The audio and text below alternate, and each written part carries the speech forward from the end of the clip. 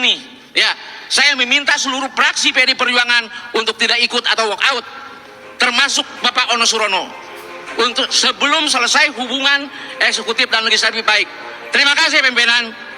Silakan berdiri fraksi PD Perjuangan. Saya minta tidak ikut rapat paripurna dan walk out. Atas instruksi dari Pak Memo, saya keluar. Keluar. Siap. Iya. Terima kasih.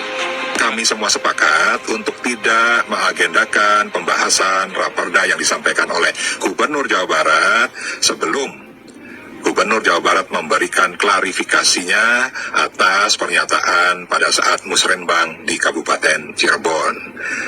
Kesimpulannya, sikap ini merupakan sikap lembaga, sikap seluruh fraksi yang ada di DPRD Provinsi Jawa Barat, bukan sikap orang per orang, bukan sikap fraksi per fraksi, tapi ini keseluruhan bicara DPRD sebagai lembaga.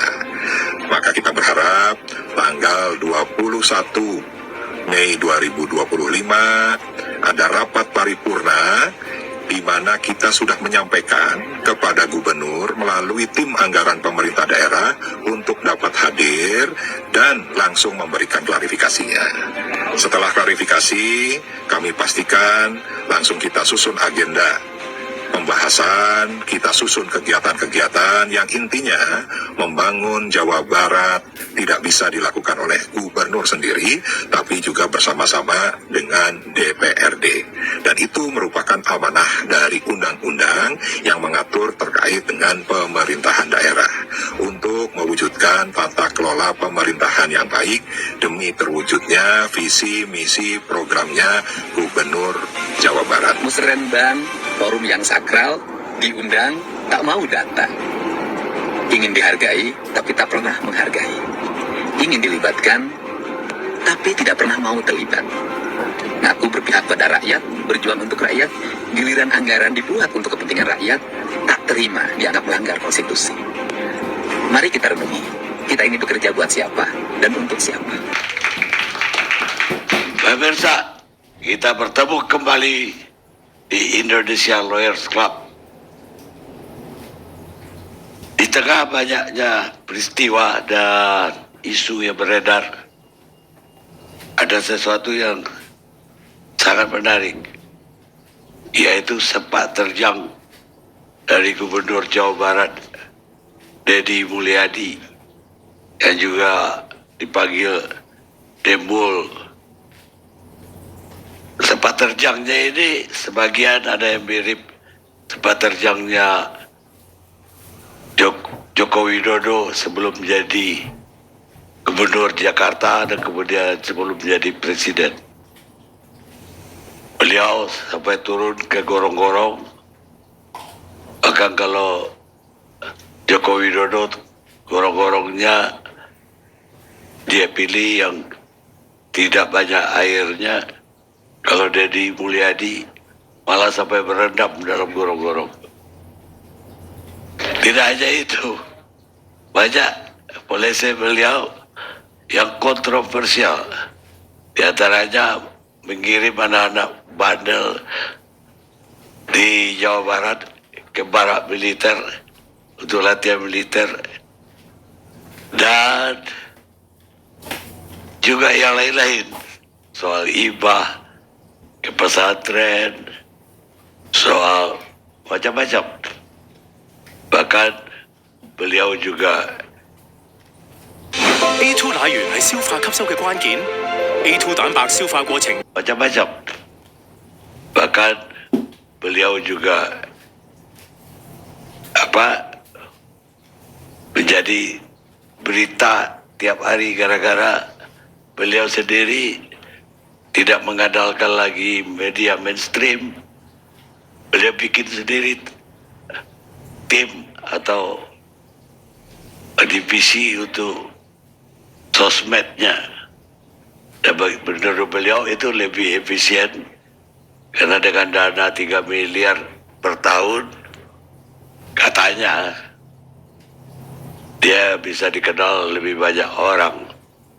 Sementara kalau dengan media mainstream itu bisa mencapai 50 miliar per tahun gitu.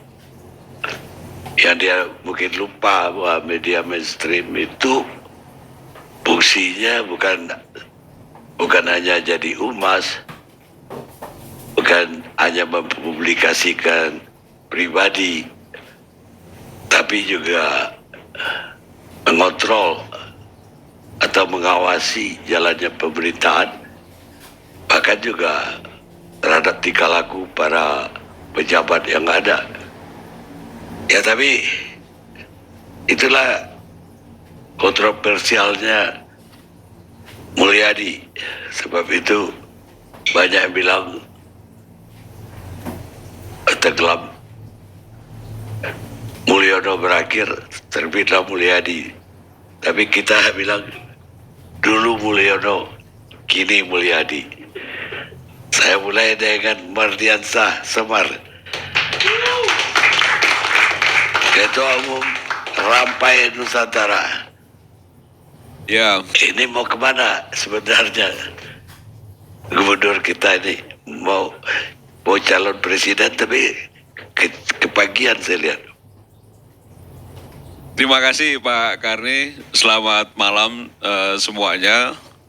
Tadi di pengantar Pak Karni menyampaikan sepak terjang Deddy Mulyadi di Jawa Barat yang rada-rada mirip katanya langkahnya dengan Pak Jokowi ketika dari wali kota masuk ke Jakarta, lalu jadi gubernur, lalu jadi presiden.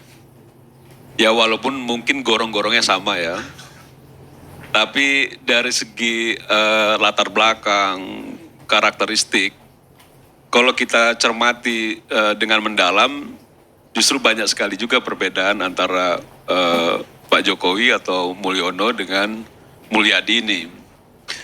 Dan sesungguhnya memang ketika Pak Jokowi terpilih di Jakarta, kalau kita coba untuk review lagi, bahwa beberapa faktor Jokowi bisa memenangkan pertarungan justru bukan karena memang menggunakan pencitraan sebagai basis utama untuk mendulang suara. Kalau bahasanya Pak Yusuf Kalla di Agustus 2012 lalu ketika Pak Jokowi menang itu, JK itu sampaikan analisa dia kemenangan Jokowi itu karena memang dosa publiknya sedikit dibanding yang lain. Jadi dosa publiknya itu sedikit dibanding yang lain karena dianggap ketika beliau menjadi wali kota di Solo itu berhasil untuk meminimalisir dosa-dosa publik sehingga ketika masuk ke Jakarta banyak juga orang yang menentukan pilihannya itu di bilik suara Pak Karni. Karena melihat mukanya Alex Nurdin gitu ya, muka yang lain, wah ini jauh lebih polos, jauh lebih merakyat dan lain sebagainya. Akhirnya memilih Pak Jokowi yang akhirnya dia memenangkan pertarungan. Jadi bukan karena mobil SMK ya? Ya mobil SMK kan bagian dari apa ya? Bagian dari dinamika berusaha untuk dari berbagai sudut menarik perhatian publik dan itu saya rasa sah-sah saja sebagai orang politik. Dan itu pun sah-sah saja ketika memang Deddy Mulyadi itu juga sebagai gubernur Jawa Barat yang memiliki warga cukup besar, hampir 50 juta ya Pak ya? 50 juta, itu dia ingin panggung Jawa Barat ini coba diperluas agar dia tidak dikenal hanya di Jawa Barat atau Purwakarta. Dan bagi orang politik saya rasa itu suatu kewajaran ya. Ketika seorang gubernur atau kita juga tahu latar belakangnya Deddy Mulyadi itu adalah latar belakang aktivis HMI yang dia juga sudah melalang buana di dunia politik sehingga ketika mendapatkan kekuasaan sebagai gubernur Jawa Barat dia ingin memainkan perannya sebagai orang politik dan ini sedang dia lakukan. Jadi peran secara orang politik dilakukan semaksimal mungkin oleh Deddy Mulyadi yang kadang-kadang memang akhirnya itu berdampak pada hubungan antara eksekutif legislatif yang sekarang ini juga akhirnya bersinggungan. Dan secara politis ya wajar aja ketika memang Deddy Mulyadi melihat ini kan tokoh yang dianggap kontroversi ya. Dari Pak Deddy Mulyadi itu menjadi bupati di Purwakarta Pak Karni sehingga saya memang ada beberapa kebijakan juga yang kontroversi. Nah mungkin juga menurut saya Deddy Mulyadi merasa bahwa dengan berbagai kebijakan yang kontroversi itu juga bisa juga menstimulus engagement gitu ya, sebagai dia YouTuber dan lain sebagainya, yang itu kita lihat juga bagian dari dunianya Deddy Mulyadi sebelum dia juga menjadi gubernur Jawa Barat saat ini. Jadi memang ada beberapa hal yang akhirnya menyatu di dirinya Deddy Mulyadi terkait dengan bahwa dia sebagai orang politik menjabat sebagai gubernur Jawa Barat yang masyarakatnya 50 juta lebih penduduknya gitu. Dan juga memang dia sebagai orang yang selama ini memainkan peran media sosial melalui YouTube dan timnya, itu yang sekarang juga dimaksimalkan. Jadi kalau misalnya disampaikan oleh Deddy Mulyadi, dibanding kita mengeluarkan anggaran besar untuk mensosialisasikan program-programnya, jauh lebih baik dia menggaji timnya, mengkrit timnya dengan baik untuk selalu memberikan visualisasi agar masyarakat tahu apa yang dilakukan Deddy Mulyadi. Nah ini kan menjadi menarik begini, karena pasti banyak orang berpikir bahwa Deddy Mulyadi mulai colong star untuk masuk gelanggang politik nasional. Nah kalau menurut saya, Deddy Mulyadi melakukan hal-hal yang menurut sebagian orang juga itu baik, itu juga ingin juga dia naik, stratanya naik Pak Karni. Jadi kalau masih kelasnya lokal selama ini Purwakarta, Jawa Barat, kan dia juga mau tuh masuk ke kelas tokoh politik nasional yang juga diperbincangkan, seperti misalnya Sandiaga Uno diperbincangkan, dia bisa juga masuk sebagai RI1, RI2, Erick Thohir, Ridwan Kamil dahulu segala macam. Nah sekarang ini kan kayaknya tinggal satu langkah lagi Deddy Mulyadi masuk gelanggang itu. Dan dia akan merebut panggung gelanggang politik nasional itu dengan apa yang dilakukan sekarang. Jadi kalau misalnya sekarang tidak hanya orang Jawa Barat yang bicara soal Deddy Mulyadi dengan kebijakan kontroversinya dalam tanda kutip, sekarang orang Sumatera Barat sudah mulai bicara soal Deddy Mulyadi. Sekarang orang Sulawesi sudah mulai bicara soal Deddy Mulyadi. Orang Kalimantan dan lain sebagainya sudah bicara soal Deddy Mulyadi. Sehingga tingkatan popularitas Deddy Mulyadi akan merangkak naik. Dan secara politik itu saya anggap wajar-wajar saja. Siapapun yang berada dalam posisi politik seperti Deddy Mulyadi tentu akan menggunakan semua daya yang bisa diupayakan untuk bisa menarik perhatian publik dan juga coba untuk masuk kepada bagaimana publik bisa simpati dan melihat publik kita. Menurut saya ya dari zaman ke zaman selalu publik kita itu senang dengan sesuatu yang cukup fenomenal. Jadi kalau orang tidak berpikir ini siswa-siswa yang nakal ini dimasukkan ke barak sama dia. Mungkin saya juga waktu sekolah dulu bisa masuk ke barak berkali-kali ini saya saking nakalnya gitu ya. Cuman memang itulah karakter yang memang dimiliki oleh Deddy Mulyadi yang mungkin juga tidak dimiliki oleh tokoh politik lainnya. Nah bahwa memang akhirnya ini menjadi polemik, ada yang KPAI misalnya menyampaikan bahwa ini sebenarnya apa yang dilakukan oleh Deddy Mulyadi hanya sifatnya sementara untuk membangun karakter siswa-siswa nakal. Itu soal lain. Bahwa misalnya ada juga soal dinamika antara DPRD Jawa Barat dengan gubernurnya, itu soal lain. Tapi bahwa memang ada upaya Deddy Mulyadi untuk menaikkan strata politik dia sebagai tokoh politik nasional, ini yang rasa-rasanya bukan bahwa memang Pilpres di 2029 masih terlalu jauh.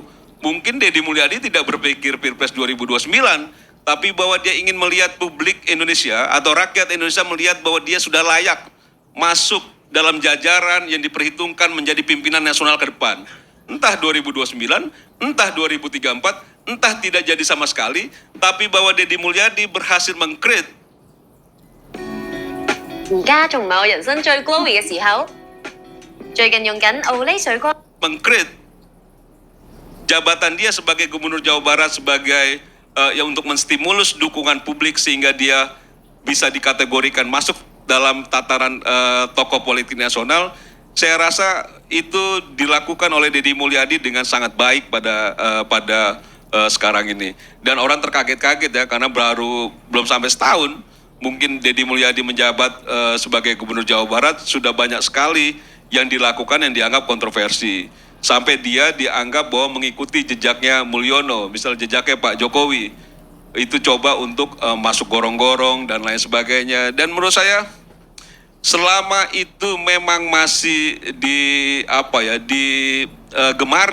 oleh masyarakat kita yang cenderung memang secara psikologis masyarakat kita itu senang sekali ya dengan sesuatu yang terlihat keren, terlihat bahwa berani, terlihat cepat, satset dan lain sebagainya, yang itu sekarang tergambar dari Deddy Mulyadi. Jadi kalau misalnya dia melihat ada sesuatu yang janggal, sesuatu yang kurang, eksekusi dan lain sebagainya. Bahkan konon katanya memang seringkali juga melangkahi teman-teman di legislatif, termasuk soal APBD dan lain sebagainya. Nah, saya tidak masuk pada persoalan bahwa hubungan antara legislatif eksekutif itu menjadi sesuatu yang sangat serius. Karena memang tidak saja di tingkatan kepala daerah, di tingkatan presiden pun seringkali juga hubungannya kan juga tidak terlalu baik. Apalagi memang di setiap pertarungan atau di setiap kontestasi pasti menghasilkan dukungan politik yang berbeda. Jadi kalau misalnya teman-teman dari fraksi PDI Perjuangan itu melakukan walkout, melakukan kritik, ya harusnya memang itu yang dilakukan sebagai partai politik yang bukan bagian dari Deddy Mulyadi. Jadi rasanya aneh kalau misalnya PDI Perjuangan itu berdiam diri. Jadi itu sesuatu yang menurut saya biasa saja Pak Karni. Sesuatu bukan yang luar biasa seolah-olah bahwa Deddy Mulyadi ini sudah melakukan pelanggaran yang sangat serius gitu. Tapi ini bagian dari dinamika politik kekuasaan yang ada di Jawa Barat. Dan bahwa kita juga memberikan ruang kepada Deddy Mulyadi untuk memperbaiki berbagai hal yang juga dirasakan oleh masyarakat Jawa Barat. Ya itu juga harus kita apresiasi bahwa juga ada beberapa hal. Setidaknya memang ada upaya-upaya cepat dari Deddy Mulyadi untuk mengatasi persoalan-persoalan yang ada di Jawa Barat. Nah persoalan bahwa memang nanti di 2029, 2034 bahwa dia memang akan mengikuti jejaknya Pak Jokowi atau tidak, saya rasa memang tidak bisa juga dibandingkan antara Pak Jokowi dengan Deddy Mulyadi dari segi proses politiknya. Dan juga karakteristik yang dimiliki kedua orang ini saya rasa agak berbeda. Latar belakang pun berbeda. Kalau misalnya memang dunianya Deddy Mulyadi itu dunia aktivis dulu, dia HMI dan lain sebagainya, masuk partai politik dan lain sebagainya, ya yang kita tahu Pak Jokowi kan memang sebenarnya latar belakang pengusaha yang dia akhirnya beralih kepada politik nasional sampai dia jadi presiden 2 periode. Nah ini soal-soal yang menurut saya penting kita cermati langkah-langkahnya Deddy Mulyadi di Jawa Barat. Bukan berarti juga dia coba untuk merebut politik nasional dalam waktu dekat, misalnya 2029, tapi dia coba untuk mengupgrade dirinya secara politik yang saya rasa sebagai orang politik itu sangat wajar dilakukan. Mungkin saya pun, kalaupun jadi Deddy Mulyadi, saya akan mengerahkan juga potensi yang ada sehingga publik pun tidak sekarang ini kan jangan-jangan kalau sekarang itu terkenal dengan apa itu Bapak Aing kan gitu ya, Bapak Aing ini, Bapak Aing itu, jangan-jangan nanti orang Padang juga ngomongnya Bapak Aing juga ini, oh ini Bapak Aing kan gitu loh, atau jangan-jangan orang di Kalimantan Bapak Aing gitu loh. Nah ini kan soal-soal ya sebenarnya ya bagus-bagus saja secara politik. Nah kalau misalnya memang ada juga tokoh politik yang lain atau gubernur yang lain ingin mengambil perspektif lain dengan metode yang lain, silakan juga, kan gitu loh. Ini kan orang seleranya juga beda-beda. Dan sekarang ini kita apapun yang dilakukan oleh tokoh politik kita selalu ada pro dan kontra Pak Karni. Jadi kalau misalnya sekarang dilakukan oleh Deddy Mulyadi juga ada pro dan kontra, saya masih anggap itu suatu kewajaran dalam dunia politik kekuasaan. Dan sampai saat ini saya tidak melihat kejanggalan yang terlalu serius yang dilakukan oleh Deddy Mulyadi. Jadi saya masih menganggap bahwa ini bagian dari cara Deddy Mulyadi bagaimana mengupgrade diri dia sebagai tokoh politik nasional. Saya rasa itu Pak Karun.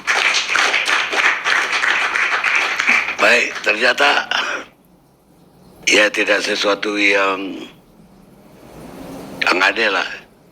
Tentu ya biasa-biasa saja menurut Saudara Merdiansah Semar. Saya ingin tanggapan dari Wakil Ketua DPRD Provinsi Jawa Barat, Ono Surono. Ya, terima kasih Bang Karni. Memang sangat fenomenal dan menjadi pembicaraan bukan hanya di Jawa Barat tapi di seluruh Indonesia. Jadi kita bangga juga punya gubernur seperti itu. Tapi ada beberapa hal yang ingin saya sampaikan. Yang pertama, setelah dilantik, beliau langsung bergerak. Kalau tidak salah, beliau langsung membongkar satu bangunan di kawasan Puncak yang katanya tidak sesuai lahannya dengan peruntukannya. Lalu menyegel 10 bangunan yang lain di kawasan Puncak juga dan satu di Bandung Barat. Dan itu ternyata penyegelan dan pembongkaran itu bukan kewenangan beliau. Itu adalah kewenangan dari Kementerian Lingkungan Hidup. Yang sampai sekarang tidak ada tindak lanjut atau kepastian hukum terhadap 12 bangunan tersebut. Sebenarnya yang diinginkan oleh masyarakat Jawa Barat bahwa kebijakan KDM, nah, selain Bapak Aing sebutannya KDM. Kebijakan KDM ini menyeluruh, komprehensif, bukan hanya terjadi di kawasan Puncak yang mengakibatkan banjir di Jakarta, di Bekasi, di Depok, tapi juga Kuningan, bicara juga Bandung Barat, Lembang, bicara juga Kabupaten Bandung, Ciwidey, juga kawasan Bandung Utara, dan beberapa kabupaten lainnya termasuk tanah kelahiran beliau di Kabupaten Subang. Telah terjadi alih fungsi yang ugal-ugalan. Lahan perkebunan dijadikan objek wisata, dijadikan villa, dijadikan perumahan, dan sebagainya. Nah, sampai dengan saat ini kami belum mendapatkan kejelasan yang pasti langkah apa yang akan dilakukan di kemudian hari. Yang kedua, beliau menggebrak juga terkait dengan rencana bantuan sosial yang dikaitkan dengan KB pria. Beliau memang tidak menyebutkan vasektomi saat itu. Tapi kami anggap bahwa KB pria itu ya identik dengan vasektomi. Nah, tentunya ini menjadi permasalahan karena kami menganggap bahwa rakyat miskin di Indonesia sudah menjadi tanggung jawab dari pemerintah dan itu amanat konstitusi. Tidak bisa mendiskriminasikan orang miskin berdasarkan syarat-syarat tertentu. Apalagi misalnya pemaksaan kontrasepsi itu bertentangan juga dengan tindak pidana kekerasan seksual. Yang kedua, undang-undang yang mengatur terkait dengan keluarga berencana itu pun ditentang juga. Belum lagi terkait dengan hak asasi manusia dan ulama. Kenapa? Karena 3 kali fatwa ulama melalui MUI itu menyatakan dari tahun 79 kalau tidak salah sampai 2009 3 kali mereka melakukan sidang menyatakan bahwa vasektomi itu haram. Lalu ada pertemuan ulama seluruh Indonesia yang di pesantren Cipasung, Tasikmalaya, Jawa Barat menyatakan masih sama bahwa vasektomi adalah hal kontrasepsi yang diharamkan, tapi dengan syarat. Syaratnya apa? Tidak menimbulkan misalnya kemandulan permanen. Tapi berdasarkan uji klinis, direkanalisasi, disambung kembali ternyata berfungsi kembalinya hanya 30%. Jadi ulama sampai dengan saat ini menganggap bahwa vasektomi itu haram. Nah yang selanjutnya, di Jawa Barat itu tidak ada bansos, Bang Karni. Makanya KDM menyampaikan bahwa bukan bansos tapi bantuan-bantuan yang akan diperuntukkan rakyat miskin. Misalnya beliau saat ini mempunyai program rumah tidak layak huni, lalu listrik masuk rumah. Nah, mungkin itu yang akan dijadikan sasaran. Nah, tapi sampai dengan saat ini kita belum melihat lagi apa langkah beliau. Tapi saya beberapa kali menyampaikan, kalau misalnya beliau memaksa memasukkan syarat KB itu sebagai syarat penerima bantuan di Jawa Barat, maka banyak undang-undang yang dilanggar. Lalu selanjutnya terkait dengan siswa masuk barak militer. Saat ini kita semua tahu KPAI bergerak, teman-teman Komnas HAM bergerak, Wakil Ketua DPR RI Pak Dasko juga waktu itu sempat menyarankan untuk dilakukan evaluasi terlebih dahulu. Lalu yang saat ini baru-baru ini Gubernur Lemhanas, Kang Aceh, yang juga Ketua Golkar Jawa Barat, juga menyatakan bahwa siswa masuk barak militer itu tidak ada peraturan bahwa anak-anak itu dilibatkan dalam hal yang berkaitan dengan militer.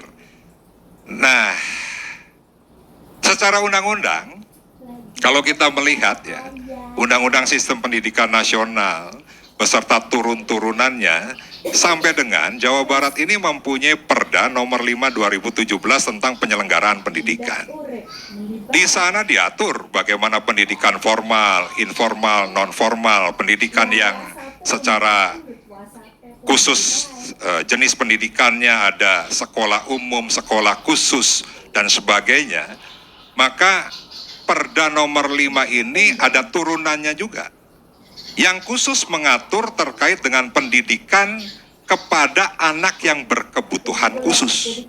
Perdanya nomor 92 tahun 2019 tentang standar pelayanan minimal penyelenggaraan pendidikan khusus, di mana di sana sudah diatur secara spesifik bahwa sekolah khusus itu diperuntukkan untuk anak yang berprestasi dan anak yang mempunyai kekurangan. Salah satu hal yang kekurangan itu selain disabilitas, ya, di sana ada tunarungu, tunadaksa dan sebagainya, ada tunalaras. Tunalaras itu ya mungkin diperuntukkan untuk anak-anak yang tidak bisa berinteraksi secara nasional, berinteraksi secara sosial, ya berdasarkan emosinya. Korban narkoba juga di situ diatur. Maka pemerintah provinsi harus membentuk sekolah luar biasa.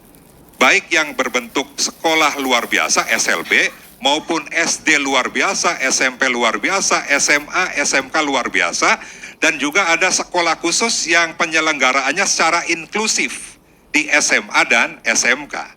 Nah, sehingga dari situ pun sebenarnya sudah terlihat menurut saya bahwa KDM ini tidak memprioritaskan dulu peraturan perundang-undangan yang di tingkat provinsi yang sebenarnya sudah mengatur secara khusus terkait dengan anak-anak yang berkebutuhan khusus tersebut. Tiba-tiba beliau menindaklanjuti MOU antara Gubernur Jawa Barat dengan Kepala Staf Angkatan Darat. Ya, MOU-nya berbagai macam, ada di bidang infrastruktur, di bidang irigasi, di bidang electricity dan sebagainya, dan mungkin tindak lanjut dari itu ya kerjasamanya ya pada akhirnya masuk ke pendidikan terkait dengan anak-anak yang berkebutuhan khusus. Lalu ditindaklanjuti juga dengan MOU antara Kepala Dinas Pendidikan Jawa Barat dengan Pangdam 3 Siliwangi. Nah, sehingga sampai dengan saat ini ya masih diperdebatkan, tapi beliau jalan terus. Dari yang rencananya 6 bulan sampai 1 tahun ternyata hanya 2 minggu. Dan kemarin kita bisa melihat tayangan di media sosialnya beliau, lulusannya dihadirkan pada upacara Hari Kebangkitan Nasional, mereka berbaris, mereka mengibarkan bendera yang dinarasikan bahwa pendidikan di barak militer selama 2 minggu itu cukup berhasil. Padahal ada sisi-sisi lain. Ada yang pernah menyampaikan misalnya hasil kajian, hasil penelitian, anak-anak yang berkebutuhan khusus atau dibilang bandel, baong gitu kan, pada saat masuk barak, tidak juga mengurangi kenakalan mereka. Nah, sehingga ya tentunya siswa masuk barak militer dengan anggaran 6 miliar ya, yang rencananya untuk 2.000 orang, terakhir kami mendengar sudah menghabiskan 3,2 miliar dengan jumlah peserta kemarin yang 272 orang.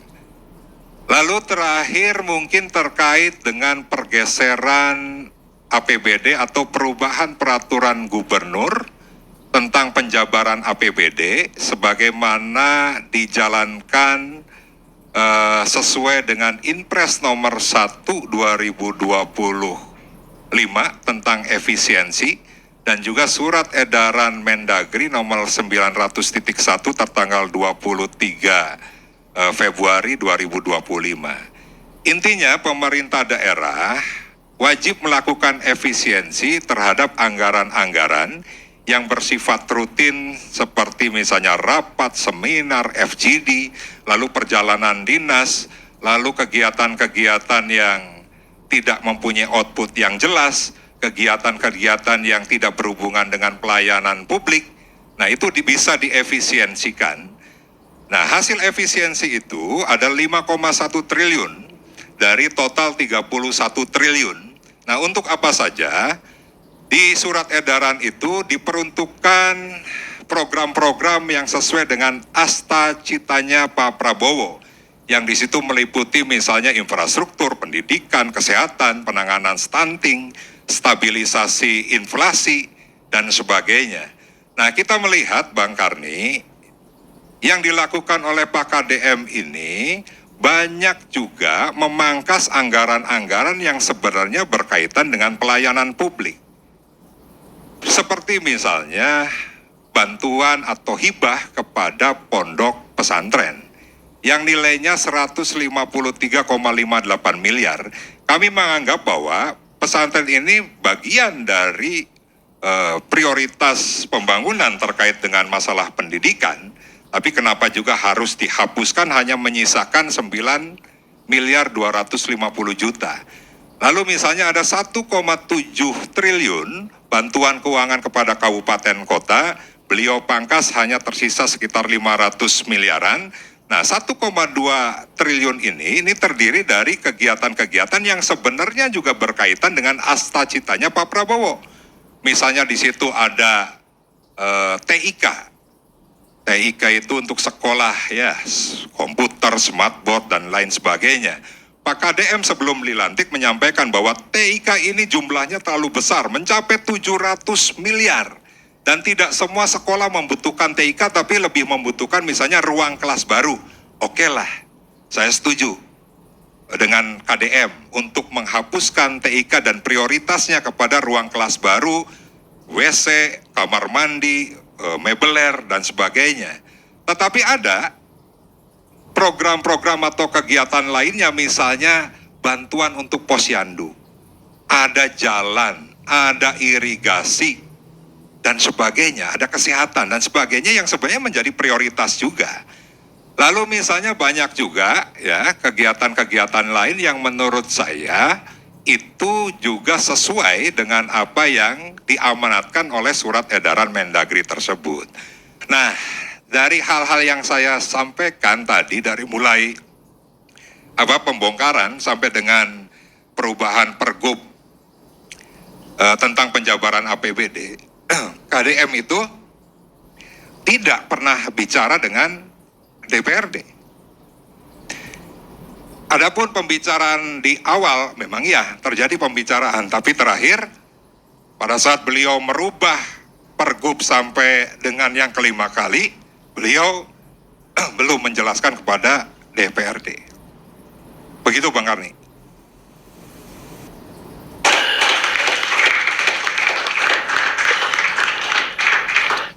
Jadi susah ditebak ya. Mau kemana ini Mulyadi? Sekarang bagaimana dengan adik Armando, politisi PSI?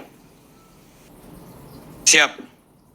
Ya, jadi ini menarik sekali ya, menilai. Saya termasuk orang yang mengagumi Kang Deddy Mulyadi ya.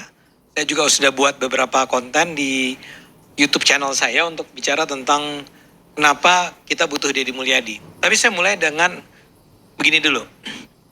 Sekarang ini memang Kang Deddy itu bukan cuma fenomenal, tapi dia juga menjadi sangat populer. Sebagai contoh, saya nggak tahu apakah yang saya tonton ini memang mewakili konten-konten YouTube, konten-konten TikTok secara umum, atau memang karena kebetulan algoritma saya, karena saya udah suka sama Deddy Mulyadi, yang muncul adalah video-video yang cenderung pro sama Deddy Mulyadi. Tapi paling tidak dari yang video-video yang dibuat yang cenderung pro ini menarik karena banyak yang datang dari suara rakyat. Ya, jadi ada orang-orang masyarakat biasa yang bilang bahwa Ini dari luar Jawa, dari luar Jawa Barat, yang bilang bahwa Kang Deddy, atau saya minta Pak Kapolri tangkap aja lah Kang Deddy itu, tangkap kirim ke daerah saya, misalnya daerah Aceh katanya. Ganti pimpinan orang Aceh itu, karena Kang Deddy lebih kami butuhkan. Dari Jawa Timur juga ada orang yang berdiri di depan jalan yang atau daerah yang longsor, dia bilang ini nih di sini udah 1 bulan ini longsor ini nggak diperbaiki. Saya minta Kang Deddy ke sini deh, karena saya yakin kalau Kang Deddy ke sini longsor ini segera dibereskan. Begitu juga ada yang minta agar bahkan Ibu Hovifah yang saya juga hormati itu dikatakan diganti aja lah sama Kang Deddy. Bu Hovifah ini terlalu banyak berpantun ya. Dan ada cuplikan Bu Hovifah lagi pantun gitu ya. Terus dari Jakarta, Kang Deddy inilah gantian sama Pak Pramono. Soalnya Pak Pramono kalau banjir itu cuma lihat dari kejauhan katanya, naik helikopter. Ya kan dulu ada tuh videonya itu ya. Yang Rano Karno naik kapal perahu karet ya. Kalau Kang Deddy kan memang kebetulan video-video yang muncul itu, saya nggak tahu ini video baru atau video lama ya. Dia betul-betul ada di tengah-tengah air kan, sampah segala macam. Jadi suka nggak suka, orang tuh lagi terpesona memang dengan Kang Deddy Mulyadi ini. Apalagi ada video dia yang ngasih tahu anak-anak supaya nurut sama orang tua. Ya. Dan itu betul-betul ketika disampaikan ke anak-anak itu, adik atau anak teman saya cerita, iya loh Dek, dia bilang, dia ngomong saya panggil saya adik kan. Ketika dikasih lihat videonya Kang Deddy, dia langsung bilang, iya mah. Dia akan makan benar lagi gitu ya. Ya, ini mungkin bias saya sebagai pendukung Kang Deddy ya. Gak apa-apa. Gak apa-apa ya. Gak apa-apa. Saya seneng aja. Nah, tapi kemudian kan ada pertanyaan besar ya. Kenapa ya orang itu mengagumi Kang Deddy sementara Kang Odo menjelaskan secara cukup detail tadi ya persoalan-persoalan yang timbul akibat gaya kepemimpinannya Kang Deddy.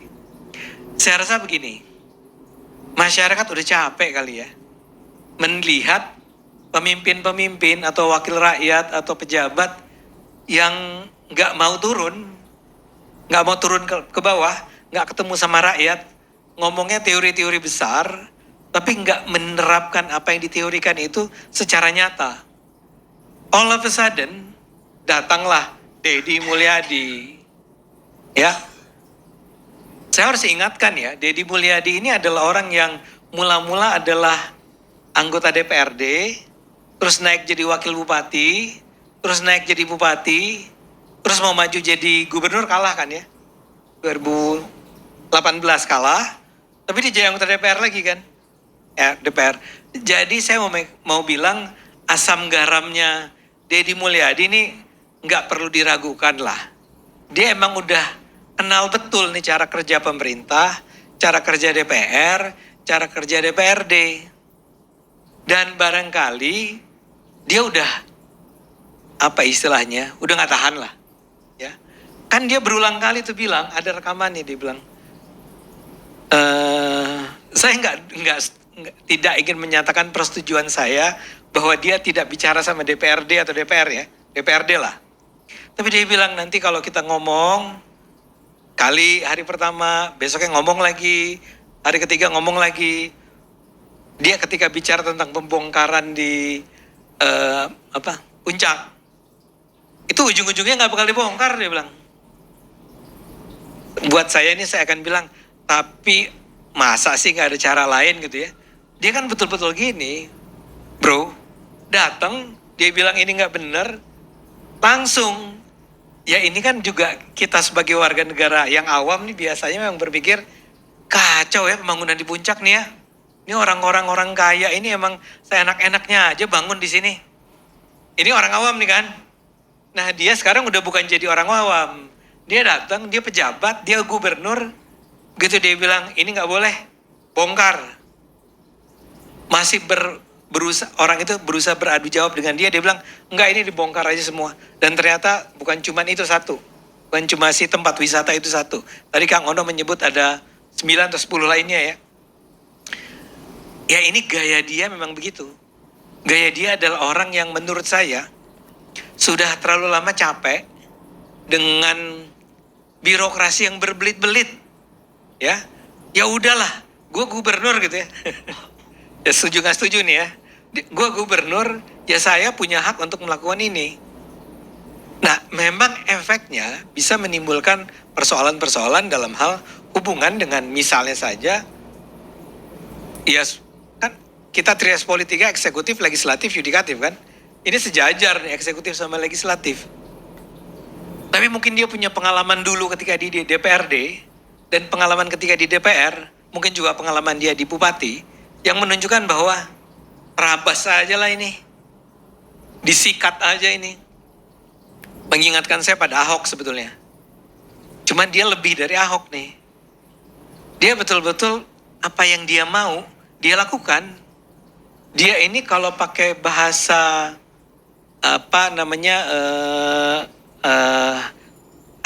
gaya kepemimpinan, dia adalah orang yang cenderung merasa bahwa dia tahu apa yang harus dia lakukan. Dan ini sudah dia pikirkan sejak lama. Dia sudah punya sejak lama rencana-rencana sebagai gubernur ya, untuk melakukan ini dan itu. Mungkin sekali yang tadi kita bicara tentang tempat wisata di puncak tersebut, dia juga termasuk orang yang sudah cukup lama ingin agar ini dibongkar aja. Dan kemudian ketika dia dapat kesempatan, dia lakukan. Masalahnya memang orang dengan tingkat kontrol setinggi itu memang punya kecenderungan tidak mendengar. Kecenderungannya adalah semua terfokus pada dirinya. Ini suka tidak suka. Anda boleh setuju, boleh nggak setuju. Tapi dia merasa saya udah tahu nih jawabannya. Jawabannya adalah semua orang, biasanya nih kalau orang yang punya tingkat kontrol yang tinggi, semua orang harus disiplin. Dia bukan tipe orang yang bersedia seperti cerita Pak Jokowi dulu di Solo yang agar sebuah pasar ya kalau nggak salah. Itu dibereskan, ya apa?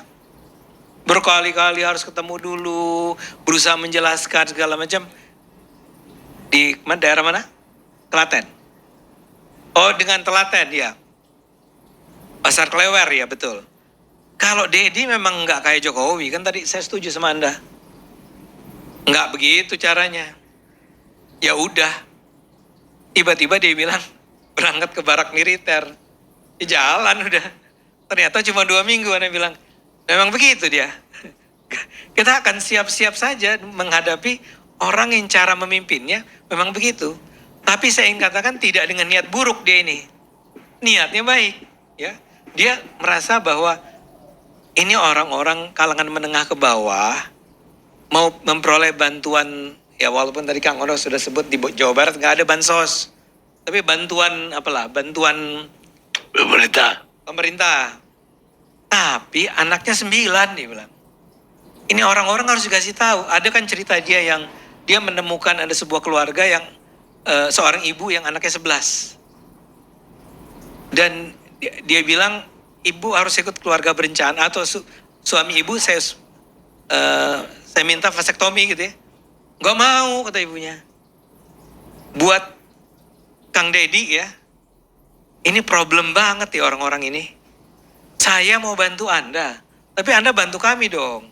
Jangan punya anak 9, jangan punya anak 6, anak tuh 2 aja. Maka ketika teman-teman KPAI, Komnas HAM mengingatkan bahwa itu kan mengingkari hak reproduksi. Jawaban Kang Dedi kan kita dengar. Ya kalau gitu apa? Kasih dong saya tawaran. Ngapain harusnya menyelamatkan orang-orang ini? Tapi dia, ini adalah orang-orang bermasalah menurut dia. Yang harus kita tangani, harus kita selesaikan. Jadi hatinya tidak dengan jahat menurut saya. Tidak ingin mempersulit hidup orang. Tapi dia hanya ingin agar semua orang merasa bertanggung jawab. Jangan begitu aja punya anak sebanyak-banyaknya.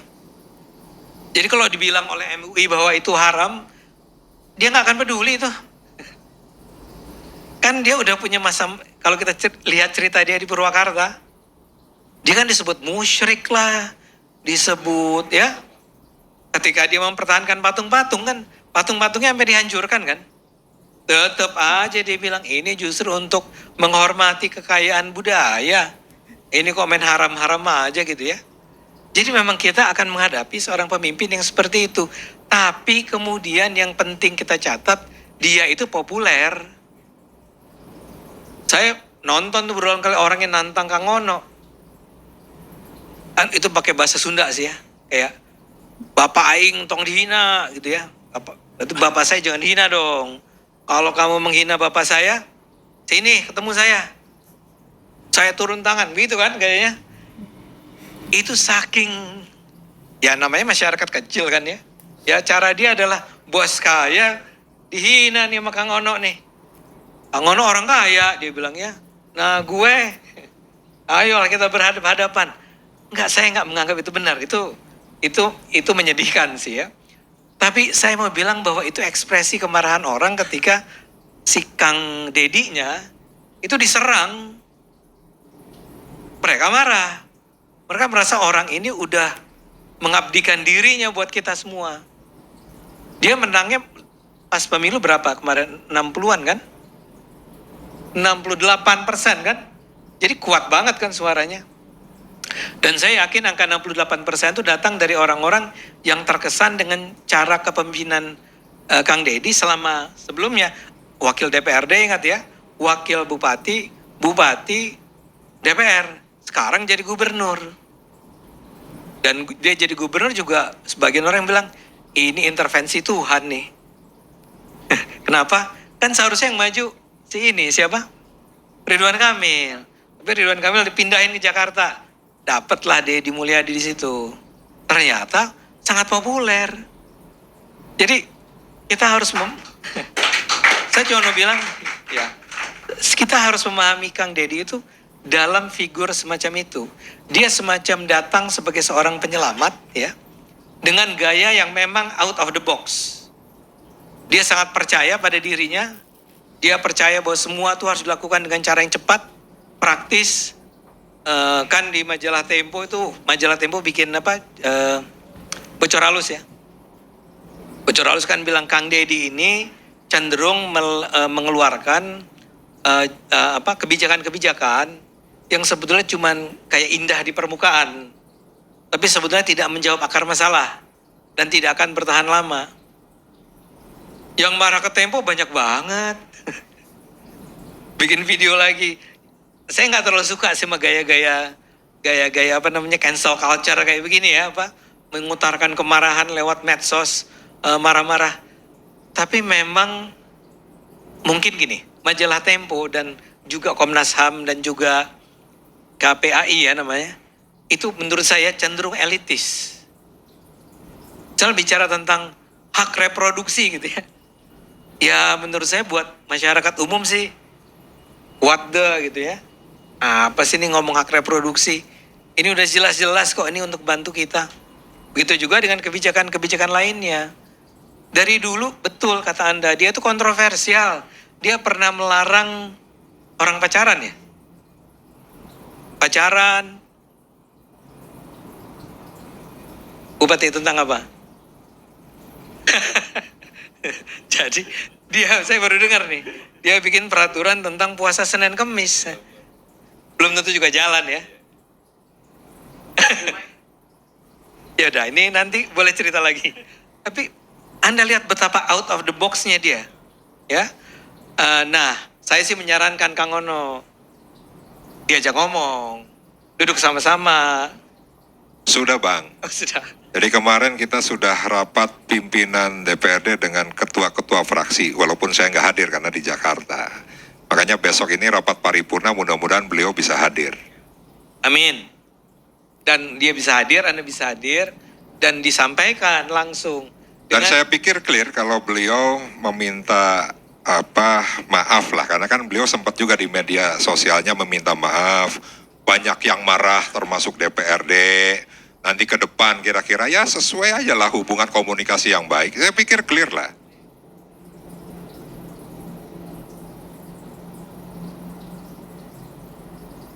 Berarti benar Pak Karni, tadi kan di awal saya bilang ini biasa aja, dinamika legislatif dengan DPRD dengan gubernurnya. Itu tadi Kang Ono sampaikan, besok paripurna, jadi kalau misalnya Kang Deddy atau KDM tadi dibilang Bapak Aing, Jadi kalau misalnya memang besok minta maaf ya sudah clear. Jadi maksud saya bukan sesuatu yang sangat serius kan soal itu. Tapi bahwa yang sangat serius itu bagaimana melihat sepak terjang Bapak Aing ini secara politik. Jangan-jangan besok yang pakai apa itu ikat kepala Jawa Barat itu topong ya? Topong nama itu. Totopong. Jangan-jangan pakai totopong itu nanti dari Madura sana udah pakai totopong tuh, Bang Ari. Semua putih-putih semua nih.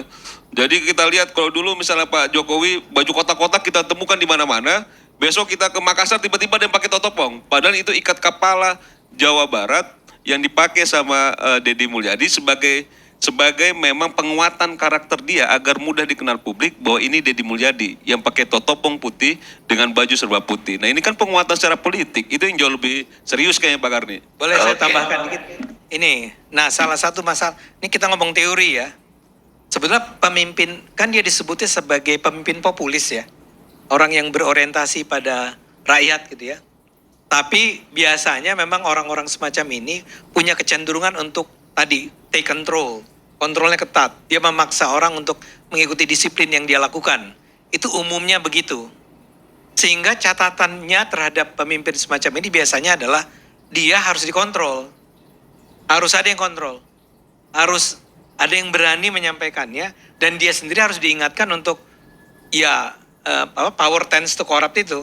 Power tends to corrupt, but absolute power corrupt absolutely. Kita nggak pengen dong Kang Deddy ini setelah di awal begitu mengagumkan, tapi saking dia merasa nggak bisa dikontrol oleh siapapun, kemudian menjadi seorang pemimpin yang barangkali korup, ya. Nah dalam hal ini saya sih termasuk orang yang menganggap bahwa teman-teman DPRD, saya ini orang Jawa Barat Kang, ya. Tapi emang saya kebetulan waktu itu milihnya Kang Deddy, ya, Kang Deddy Mulyadi. Karena ya tentu saja kenapa dia. Nah tapi apa yang dilakukan oleh PDIP dengan walk out, menurut saya apa iya itu pilihan yang paling bijaksana lah. Ya Bang gini, kan disampaikan juga oleh juru bicara fraksi PD Perjuangan. Apabila gubernur tidak membutuhkan DPRD, maka ya, kami walk out kan itu. Karena sebelumnya KDM menyampaikan bahwa ya tadi buat apa diskusi dengan DPRD dan bukan hanya sekali itulah. Dan memang selama KDM ini bergerak, memang para pendukungnya ini memframing bahwa DPRD ini ya tidak bisa apa-apa kan itu. KDM lari 10 langkah, nah DPRD baru 1 langkah kan itu. Nah makanya memang gini, pada saat walkout itu menjadi akhirnya pembicaraan publik nasional, paling tidak PD Perjuangan ingin mengingatkan bahwa gubernur ini tidak bisa sendiri. Toh buktinya pada saat beliau ingin menyampaikan terkait dengan pembahasan peraturan daerah, toh dengan DPRD juga. Nah sehingga ke depan seyogianya setiap pengambilan keputusan sesuai dengan peraturan perundang-undangan harus melibatkan DPRD, ya dilibatkanlah. Seperti misalnya masalah tadi perubahan peraturan gubernur ya. Memang di SE itu cukup diberitahukan kepada pimpinan DPRD. Tapi pada saat itu pimpinan meminta rekapitulasi rincian hasil efisiensi dan rincian hasil realokasi yang sampai dengan saat ini belum diberikan. Jadi menurut saya dengan KDM yang gercep seperti itu tidak juga meninggalkan regulasi yang mengikat beliau sebagai kepala daerah. Itu Bang Ade. Baik.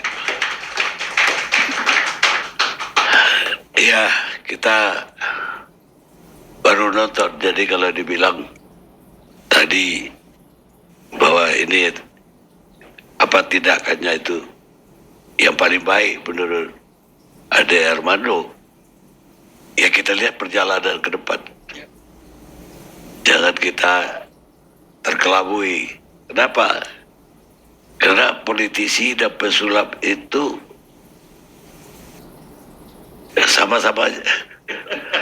sama-sama pintar dalam melakukan sesuatu yang orang tidak perhatikan itu, tapi dia melakukan yang lain. Tapi yang dia lakukan A, tapi dia melakukan B. Jadi dia pintar sekali mengalihkan perhatian. Apa iya ini? Atau jangan-jangan ini kamuflase aja. Ben Akri, novelis Nigeria. Kita rehat saudara. Pemirsa, kita lanjutkan diskusi kita. Sekarang betul, gilirannya Rudi S. Kamri, praktisi komunikasi publik. Baik, terima kasih Bang Karni. Terima kasih juga, selamat malam para teman-teman narasumber. Saya disclaimer dulu bahwa saya itu sebetulnya awalnya penggemar KDM. Pada saat beliau muncul di Purwakarta, menjadi wakil gubernur, wakil bupati, kemudian jadi bupati, saya melihat orang ini yang menarik. Seorang yang mempunyai style kepemimpinan yang unik waktu itu. Nah, tapi begitu waktu berjalan, sampai menjadi anggota DPR gitu ya, beliau begitu mengintervensi kasus Vina begitu dalam gitu ya. Saya berpikir waktu itu sebelum beliau mencalonkan jadi calon gubernur, wah ini kelihatannya untuk investasi elektoral nih. Dan ternyata benar, dan kita tahu masyarakat kita suka yang seperti ini. Suka hal-hal seperti ini. Pemimpin yang sangat familiar turun langsung ke rakyat, kemudian menyapa langsung rakyat dan masuk ke jantung permasalahan masyarakat. Itu yang disukai oleh rakyat kita sekarang ini. Elektabilitas masih menjadi tolok ukur. Nah, yang berikutnya pada saat sudah menjadi gubernur, langkah-langkahnya sudah mulai serba terlalu ini. Tapi satu hal yang perlu saya sampaikan bahwa sosok Deddy Mulyadi ini adalah orang yang sangat paham tentang kekuatan media sosial. Dan dia mengkapitalisasi kekuatan media sosial untuk kepentingan elektoral dia, kepentingan pekerjaan dia, dan itu dilakukan dengan sukses. Salah satu situs atau akunnya dia di YouTube itu sudah mencapai 7 juta subscriber itu luar biasa. Dan bukannya satu akun, ada beberapa akun yang lain. Konon penghasilan menurut sumber Tempo sudah miliaran ini Kang Ono.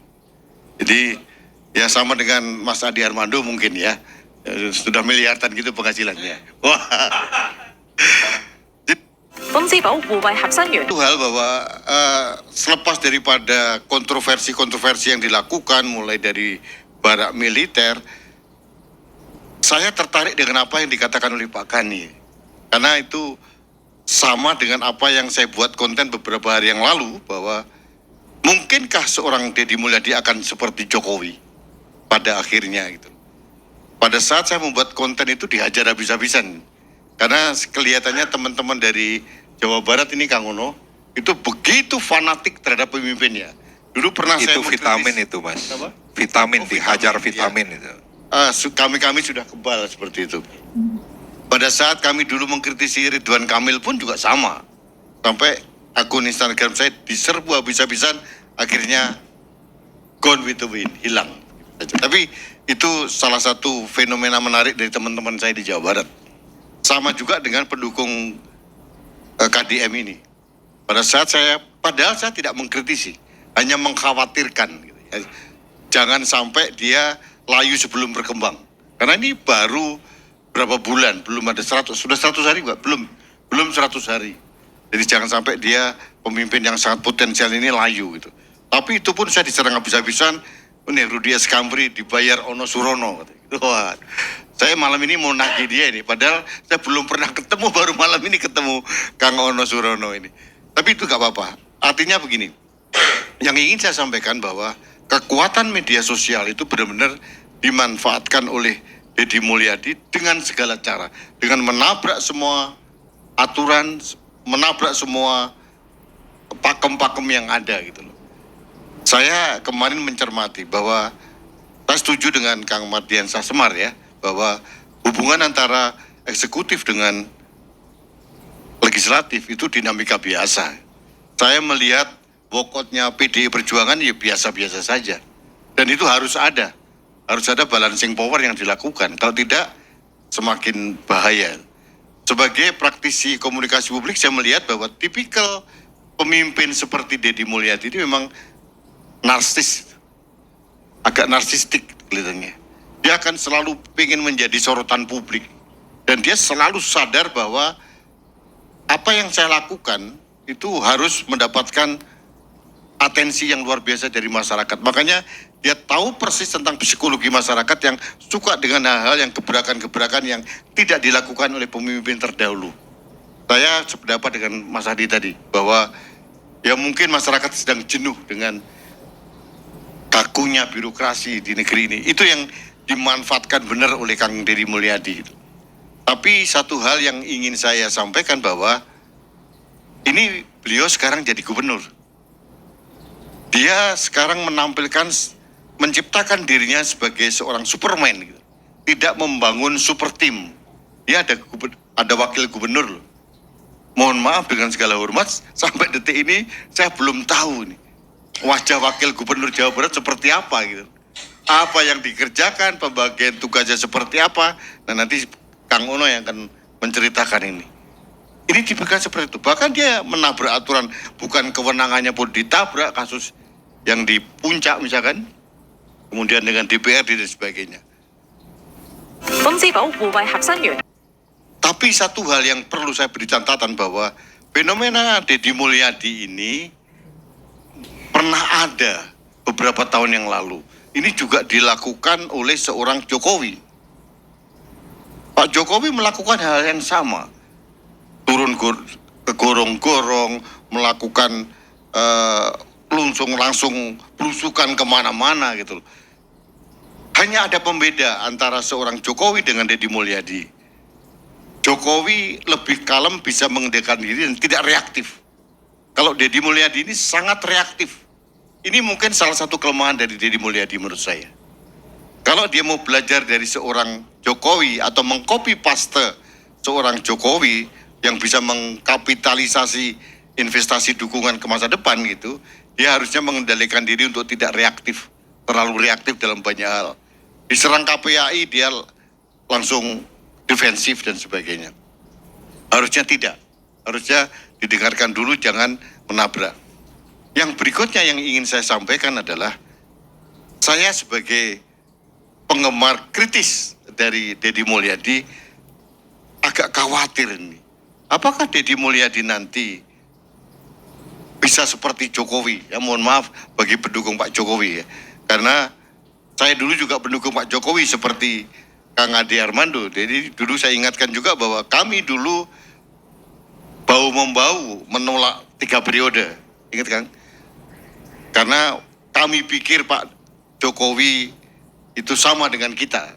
Tapi menurut elit-elit teman-temannya Kang Ono, ternyata Pak Jokowi yang menginginkan. Ini satu perdebatan yang lain.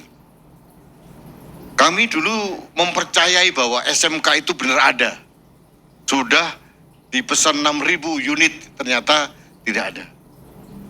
Kami dulu percaya bahwa IKN itu ada investor yang sekian ribu investor yang antri, ternyata tidak ada.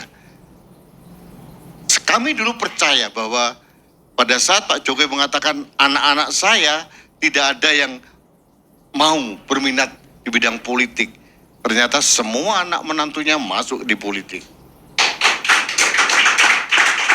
Saya ingatkan lagi, dulu Pak Jokowi mengatakan beberapa bulan itu, bulan Maret 2023 kalau tidak salah, tidak mungkin anak saya menjadi calon wakil presiden, baru 2 tahun menjadi wali kota, nggak logik katanya. Tapi beberapa bulan kemudian berubah. Nah, inkonsistensi seorang Jokowi yang akhirnya ujungnya pada putusan MK nomor 90, saya tidak ingin terjadi kepada Deddy Mulyadi. Karena sebetulnya dengan... Tapi tunggu dulu, sadarnya kapan? Sadarnya... Setelah berseberangan Pak Karni, setelah berseberangan Pak Karni, ini kan soal positioning ini. Ya. Jadi kalau Kang Rudi masih bersama-sama Pak Jokowi, nggak terungkap juga ini. Enggak. Kalau saya setelah mobil SMK itu nggak ada, udah nggak percaya. Makanya saya tanya, jangan-jangan terlambat banget. Ya, oke, saya sudah sampaikan, saya termasuk tobatnya yang agak terlambat gitu. Jadi saya tobatnya 2023. Jadi saya udah ngaku sama Mas Rocky Gerung waktu ketemu di UI waktu itu. Saya tobatnya telat gitu. Tapi kalau Bang Adi nggak tobat-tobat kayaknya. Nggak. Tapi dia masih sahabat saya. Oke. Satu hal lagi kembali ke Kang Deddy Mulyadi. Kita berharap malam ini itu saya memberikan masukan jangan sampai mengulang seperti itu. Karena apapun terjadi, mohon maaf kepada teman-teman pendukung Pak Jokowi bahwa luka yang ditimbulkan oleh seorang Jokowi itu begitu dalam.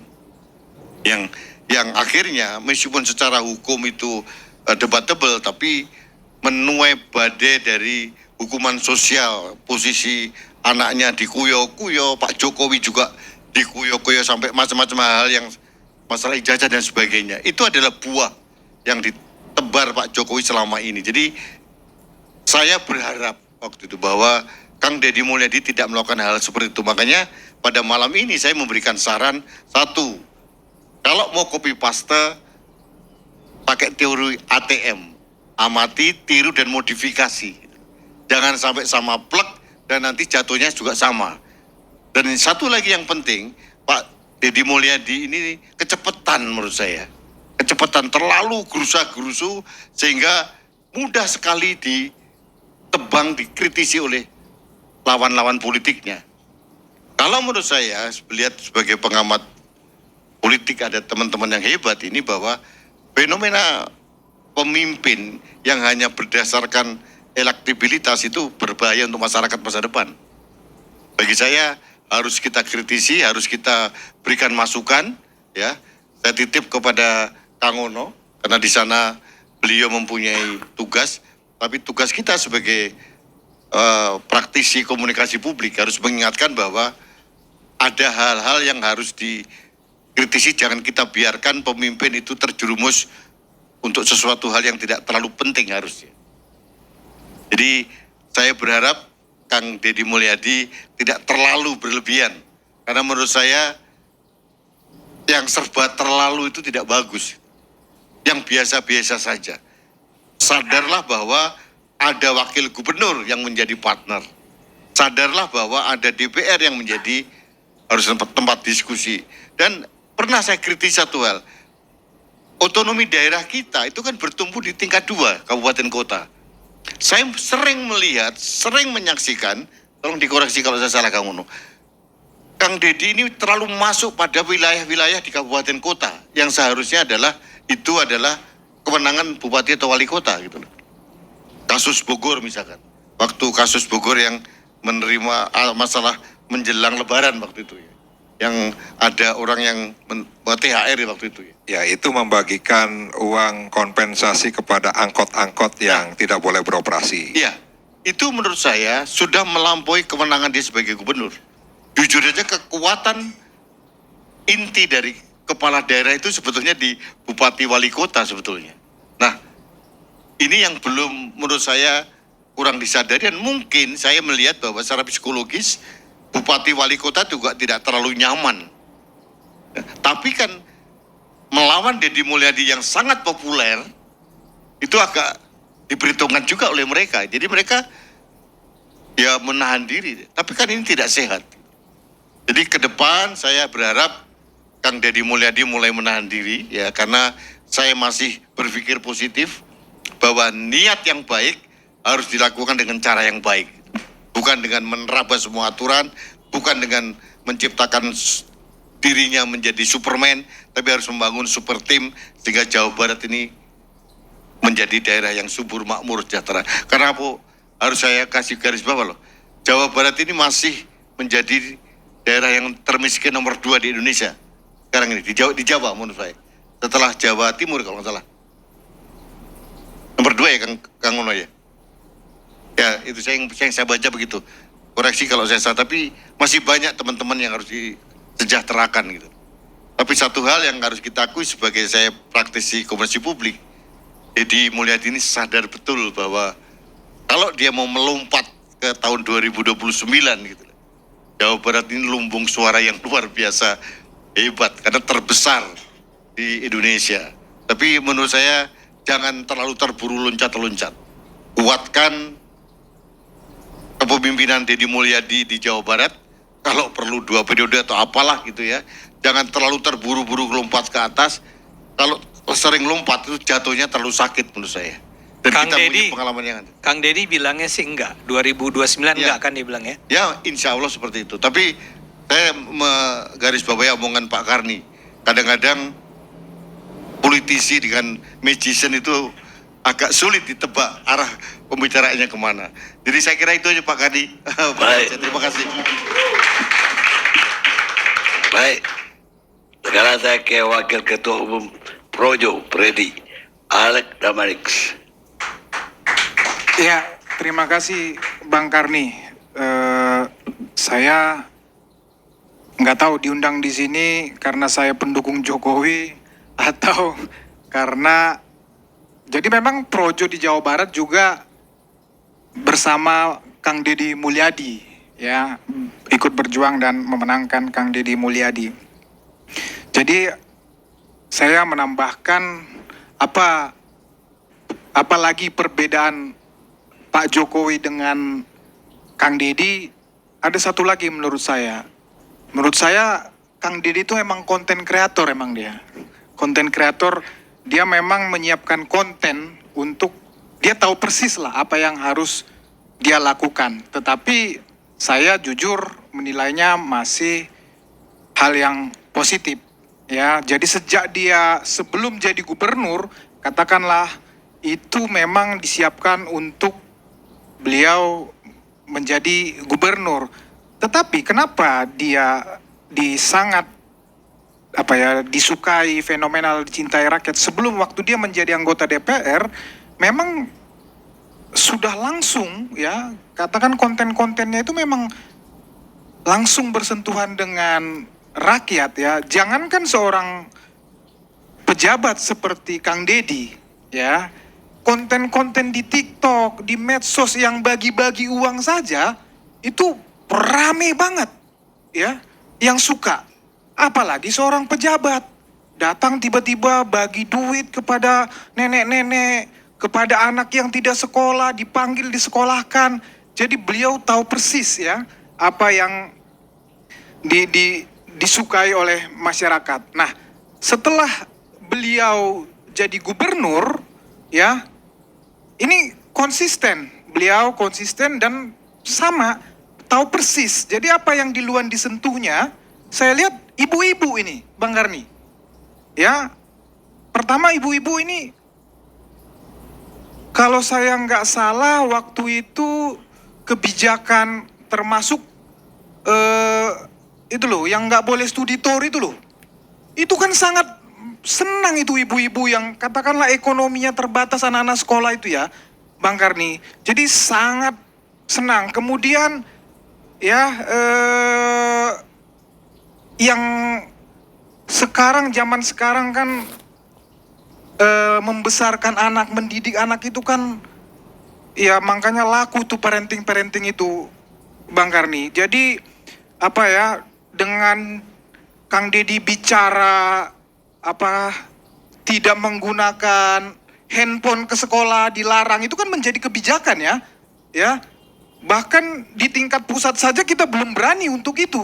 Tapi Kang Deddy ini nih, orang tua ini banyak yang mentok dengan penggunaan handphone ini, penggunaan TikTok, medsos ini oleh anak-anak, kan begitu. Kang Deddy langsung mengeluarkan peraturan kalau di sekolah nggak boleh. Demikian juga sepeda motor, kan begitu. Jadi ini kebijakan-kebijakan yang langsung bersentuhan ya, ibu-ibu senang, kan begitu. Kemudian, nah, yang bicara tadi pembersihan kali termasuk Puncak, kemudian bangunan-bangunan di bantaran kali di Bekasi dan lain-lain, itu momentumnya pas setelah Jakarta dilanda banjir yang begitu dahsyat, datang seorang Deddy Mulyadi dengan hero-nya itu ya, Puncak dibenerin, Bekasi kali-kalinya bangunan semua diberesin, semua orang wow gitu loh. ya tidak jelas. Kang Deddy ini ya kalah, Pak Jokowi kalah atraktif dengan Kang Deddy ini.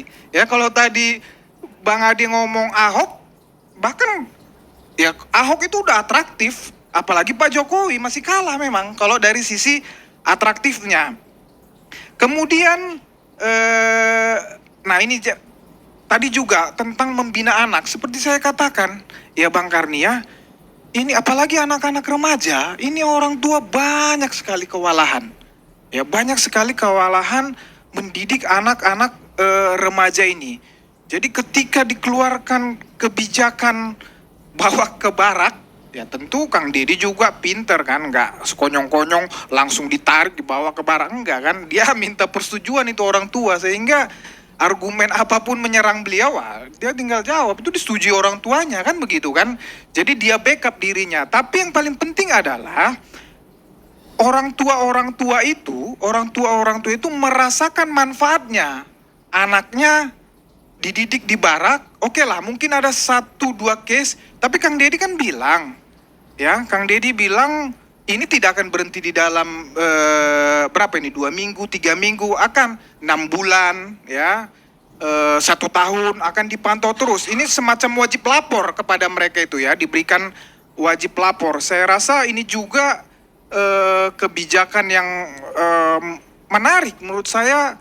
Makanya persis tadi banyak daerah-daerah lain itu ya pengen menduplikasi seorang Kang Deddy ini menjadi kepala daerah di tempatnya masing-masing. Semua udah sekarang gila-gila Kang Deddy.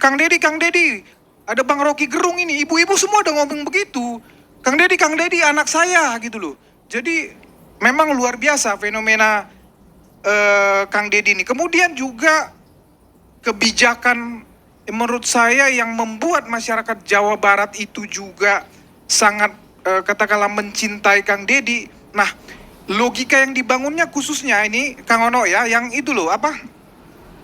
Membangun jalan infrastruktur yang disesuaikan dengan PAD dari PKB.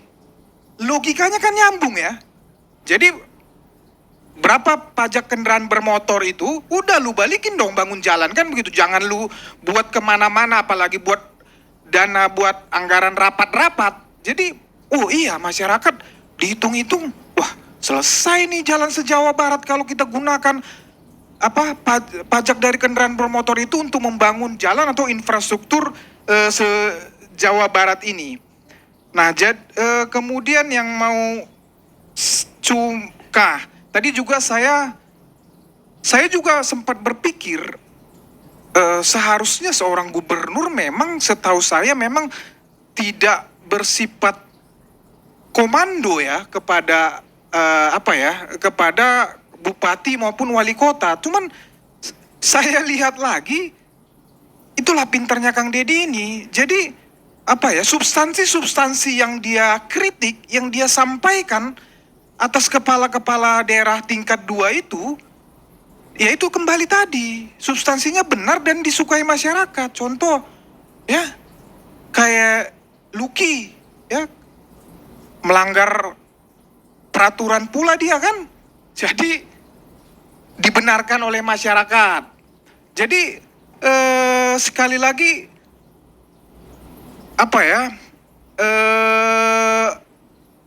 kebijakan-kebijakan yang dilakukan oleh Kang Deddy itu walaupun memang di satu sisi kontroversi, tapi dia tahu betul bahwa yang dia lakukan itu disukai masyarakat. Nah, ini saya melihat memang, tapi tidak bisa, sepakat juga dengan Kang Ono tadi, tidak bisa ya semua dikangkangi, ya tidak bisa seenak-enaknya saja.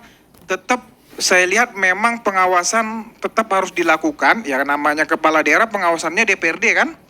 Kemudian hukum itu sendiri, peraturan itu sendiri. Menurut saya justru teman-teman DPRD ya harus kenceng, harus teriaknya kencang dalam konteks pengawasan. Ya, harus dikencengin supaya jalannya ini jalannya ya bener lah kan begitu sesuai dengan peraturan perundang-undangan. Banyak juga tidak semua pemimpin Bang Adi, tidak semua pemimpin yang populis itu juga berhasil. Tadi Bang Kamri mengatakan kalau bisa dia jangan seperti Pak Jokowi. Justru saya melihatnya kalau Kang Deddy bisa seperti Pak Jokowi, bangsa ini sudah mempunyai dua orang yang luar biasa kan untuk bisa membangun republik ini kan begitu. Pertanyaannya bisa nggak Kang Deddy seperti Pak Jokowi? Kan begitu. Wajar Bang Kamri, kan di sini pendukung Jokowi kan. Ya, jadi tapi kembali parameternya harus ada, ya. Parameternya harus ada. Apa parameternya? Katakan untuk Jawa Barat kan jelas. Tadi cerita atau saya juga nggak tahu apa yang Jawa Barat, apa yang Jawa Tengah ini yang termiskin ini. Jelas, ya kemiskinan di Jawa Barat selama kepemimpinan Kang Deddy ya memang harus turun drastis. Jadi bukan hanya bantuan kepada 1-2 orang yang dikontenin itu, tetapi secara statistik kepemimpinan harus turun. Kemiskinan harus turun dan inilah yang nanti bisa menjadi parameter. Kemudian juga ya seiring itu kesejahteraan rakyat Jawa Barat ya, juga ya pertumbuhan ekonomi di Jawa Barat ya juga harus meningkat. Jadi saya rasa parameternya juga harus terukur sehingga tidak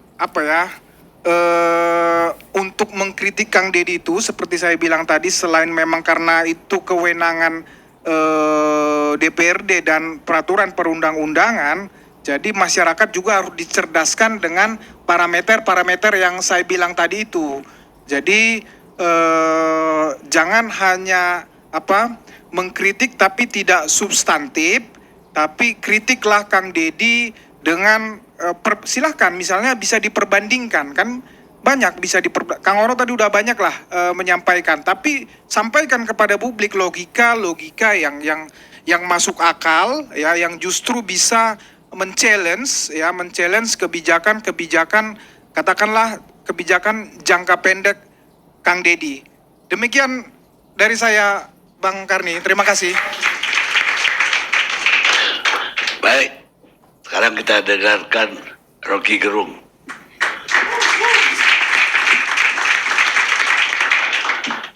Oke, terima kasih Pak Karni. Saya agak tertipu malam ini. Karena saya nggak baca lagi judulnya, saya iyain aja ILC. Karena hari Senin lalu saya diskusi panjang dengan Pak Karni. Saya bilang dalam diskusi itu, Pak Karni berupaya untuk memahami keadaan opini publik menyangkut pemaksulan Gibran. Lalu saya bilang, tidak perlu melewati proses konstitusi. Pak Harto jatuh tidak melalui proses konstitusi kok.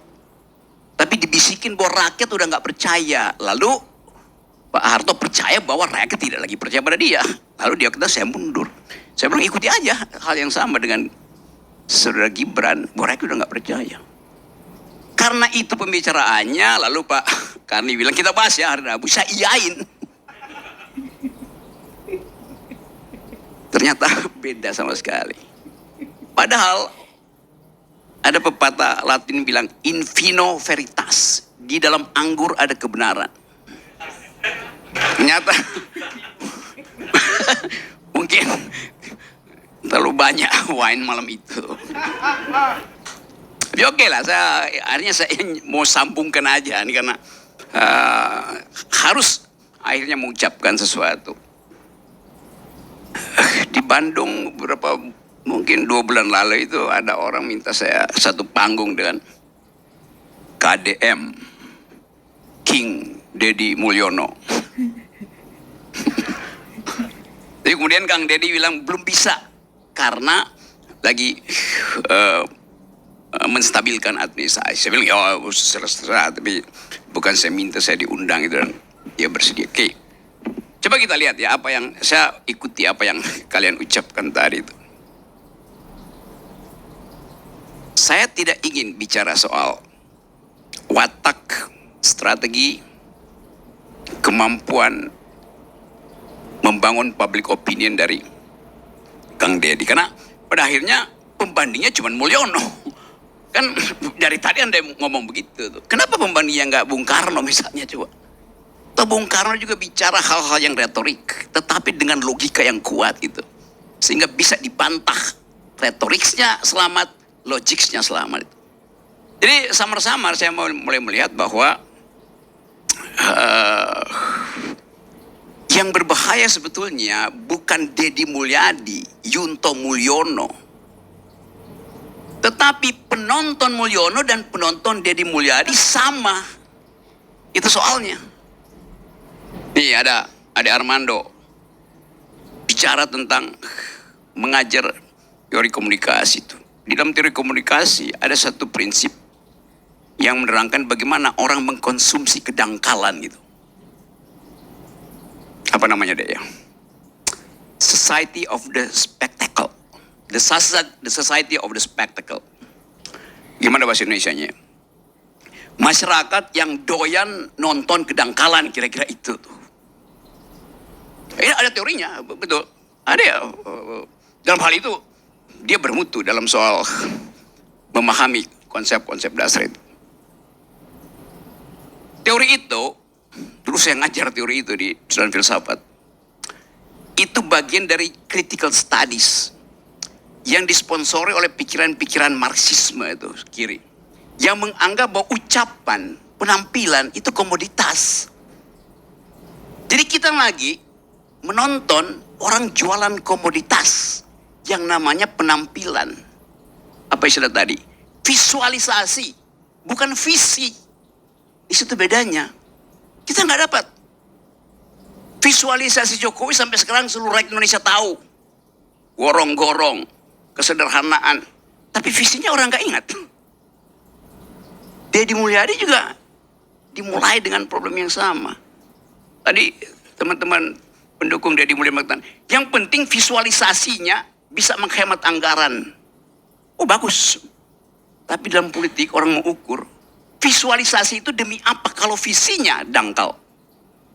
Mengirim anak ke barak itu dangkal. Barak itu didisiplinkan tubuhnya. Kalau kita belajar teori-teori disciplinary society oleh Michel Foucault misalnya. Fungsi barak militer mendisiplinkan tubuh. Bukan mengajak orang berpikir itu. Apa istilahnya deh? The docile body. Tubuh yang didisiplinkan, yang ditekuk, dibentuk itu. Anak itu nakal karena kreativitasnya bertumbuh. Diperlukan pedagogi. Yang dihasilkan oleh Deddy Mulyadi ada demagogi itu. Kirim ke barak itu. Kenapa nggak Gibran dikirim ke barak?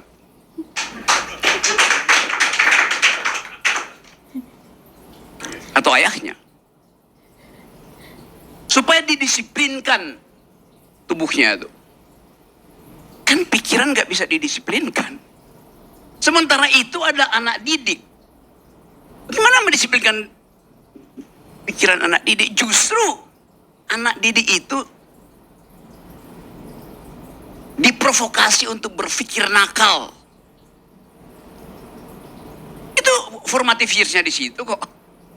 Pikiran kita itu dibentuk di dalam usia 5, 7, sampai 13 tahun. Di situ kenakalan itu fungsinya kreatif. Ya tentu aja ada mak-mak yang bilang, oh bagus anak gue masukin di situ tuh. Supaya berharap setelah masuk barak langsung dilantik jadi mayor. Lalu dalam 2 bulan jadi letkol. Kan ini dangkal sebetulnya. Saya nggak ada problem dengan itu. Tapi metodenya itu dikonsumsi oleh publik akhirnya. Jadi kita nonton kedangkalan. Dan itu yang berlangsung di kita setiap hari. Dari zaman Pak Jokowi yang saya kritik terus. Saya nggak kritik pribadi Pak Jokowi. Saya kritik mental kita yang mengkonsumsi kedangkalan. Jokowi ngerti bahwa hanya dengan menjual kedangkalan dia bisa bertahan. Melalui apa? Lempar-lempar hadiah. BLT, gorong-gorong, segala macam tuh. Itu kan jualan kedangkalan. Hanya dalam masyarakat yang IQ-nya 78, kedangkalan itu laku. Dan kita masih di situ. Saya masih cari-cari datanya, WHO bilang, World Bank bilang, memang masih 78. Anda lihat sekarang, masih 78 IQ kita. Selama 10 tahun Pak Jokowi, 78 terus. Akibatnya apa? Ya kedangkalan itu laku terus. Logikanya begitu. Jadi bagaimana mungkin kita mau upload sesuatu di dalam bentuk yang visioner, kalau yang dihasilkan adalah visualisasi, bukan konseptualisasi itu. Itu soalnya di situ tuh. Jadi kita mau coba lihat bahwa Mulyono, Mulyadi sama-sama beroperasi di dalam market of stupidity itu. Yang terjadi itu, faktanya ada di situ kok.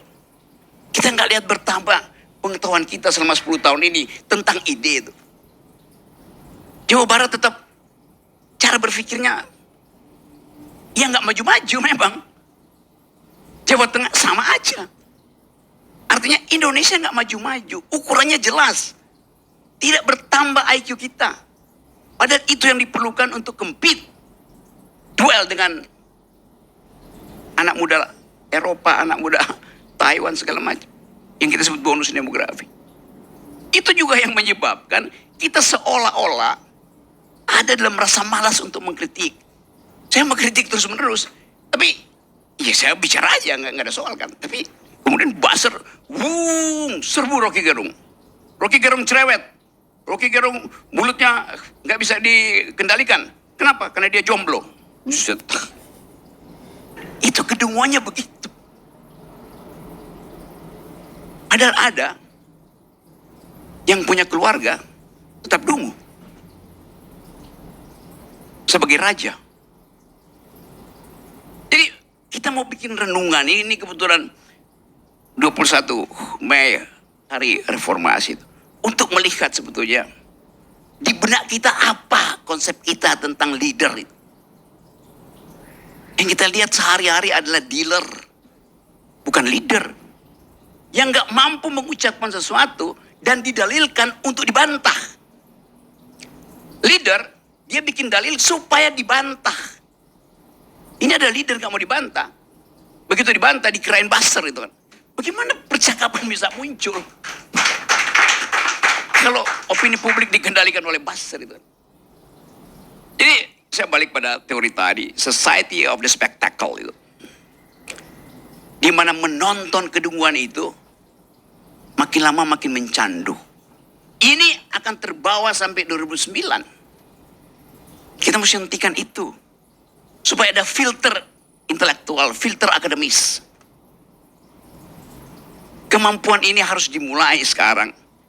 Untuk memastikan bahwa politik Indonesia ini didesain untuk menghasilkan pemikir, pemimpin, intelektual.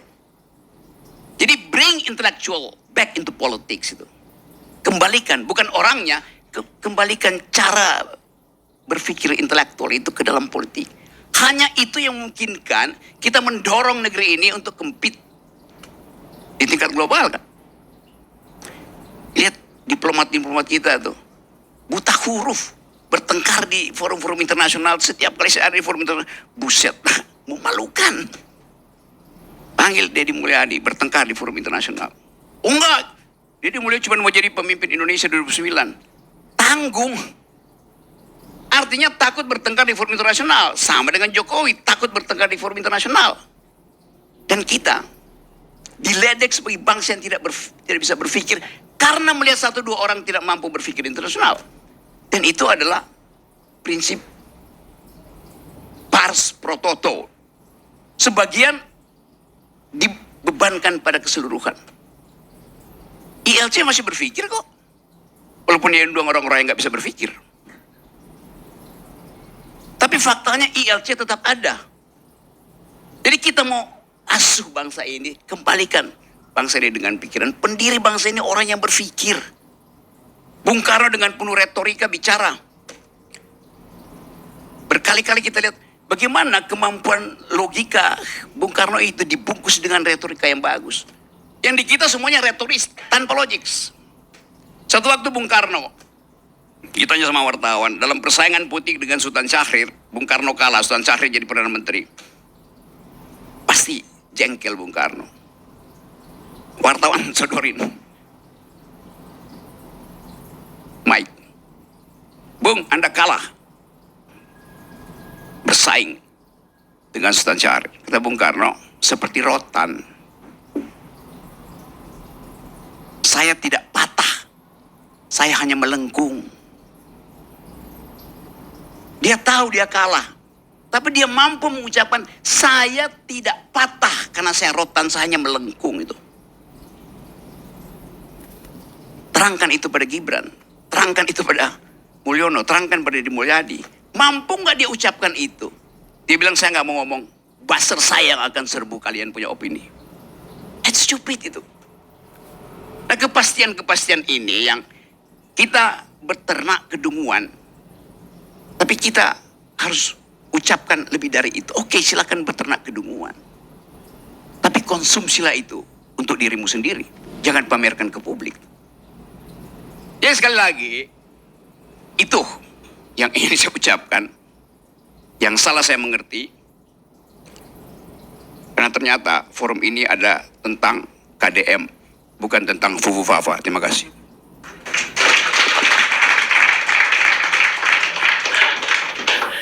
Rocky ini seperti bom atom. Dia nyasar ke satu titik, tapi radioaktifnya kemana-mana.